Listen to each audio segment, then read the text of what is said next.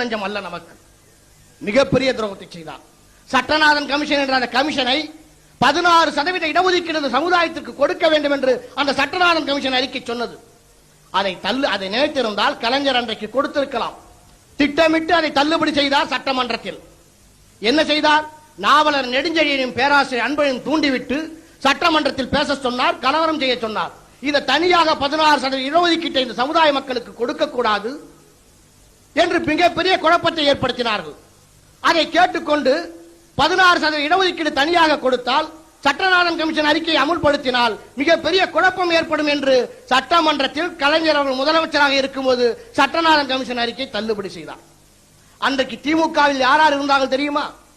Panruti Ramachandran, Veerapandi Arumugam, MR. Krishnamurthy, Nellikuppam Krishnamurthy, செஞ்சி ராமச்சந்திரன், மதுராந்த ஆறுமுகம், துரைமுருகன், இது போன்ற மிக முக்கியமான வன்னிய தலைவர்கள் திமுகவில் இருந்தார்கள். அன்றைக்கு திமுகவை வளர்த்ததே இந்த சமுதாயம் தான். இவர்கள் எல்லாம் சட்டமன்றத்தில் பேசவில்லை.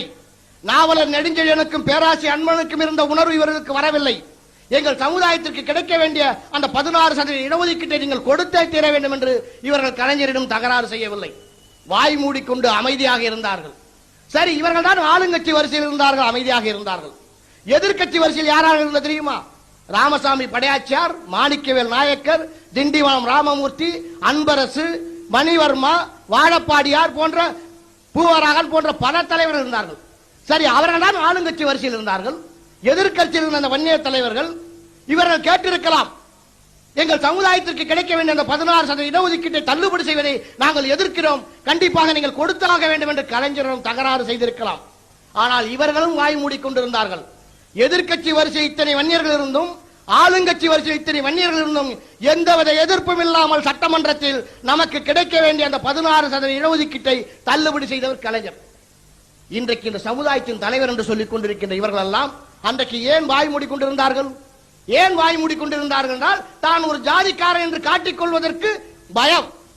அந்த தலைமைக்கு கட்டுப்பட்டு இருந்தார்கள். அந்த தலைமை என்ன செய்து விடுவோம் என்று தான் ஜாதிக்காரனை ஜாதிக்காரன் என்று காட்டிக் கொடுக்கவில்லை. தான் ஜாதி வன்னிய சமுதாயத்திற்கு இந்த உரிமை வேண்டும் என்று இவர்கள் கேட்கவில்லை. இப்படி இருந்தவர்கள் இன்றைக்கு இந்த 16% இடஒதுக்கீடு மட்டும் அன்றைக்கு நமக்கு கிடைத்திருந்தால், இந்த சமுதாயத்தில் இன்றைக்கு எத்தனை டாக்டர்கள், எத்தனை இன்ஜினியர், எத்தனை IAS அதிகாரி, எத்தனை IPS அதிகாரி, இந்த சமுதாயம் கல்வியிலும் வேலை வாய்ப்பிலும் முன்னேறி இருப்போம், பொருளாதாரத்திலும் மிகப்பெரிய கோடீஸ்வரராக நாம் முன்னேறிக்கலாம். ஆனால் இந்த சமுதாயத்திற்கு அந்த வாய்ப்பு கிடைக்கவில்லை. ஏனென்றால் அன்றைக்கு ஆண்டவர்கள் கலைஞர்கள் என்ன நினைத்தார் என்றால், இந்த சமுதாயம் காலங்காலமாக ஆடு மாடு மேய்த்துக் கொண்டுதான் இருக்க வேண்டும், விவசாய தொழில் செய்து கொண்டுதான் இருக்க வேண்டும், இவர்களுக்கு கல்வி